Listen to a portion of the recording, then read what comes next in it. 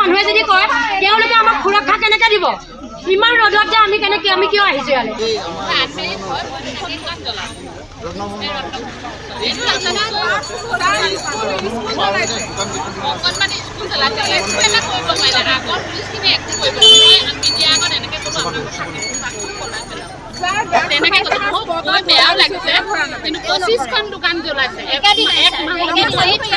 দোকান জ্বলাইছে আমাৰ দোকানত চুৰ হৈ দিব নোৱাৰি খাই মেলি ধৰি ধুনীয়াকে জ্বলাই থৈ গুচি যায় চুৰ কৰিছো পইচা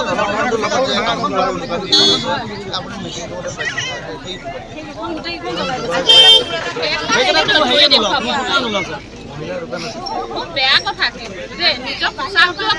খাই আছে কাম কৰি পেলাই তেওঁলোকে সংকল্প লৈ আপোনালোকে পোচাকটো পিন্ধিছে হয়নে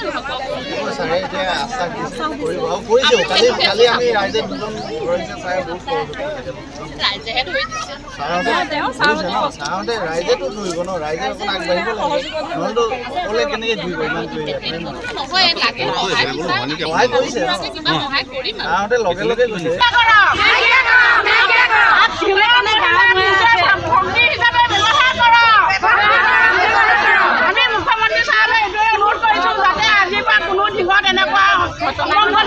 ঘটনা হ'ব নোৱাৰে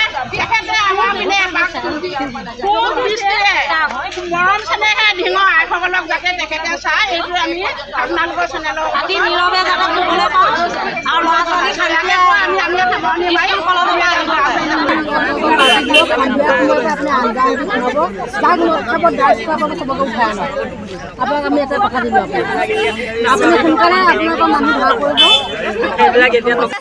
চোৰ স্প্ৰে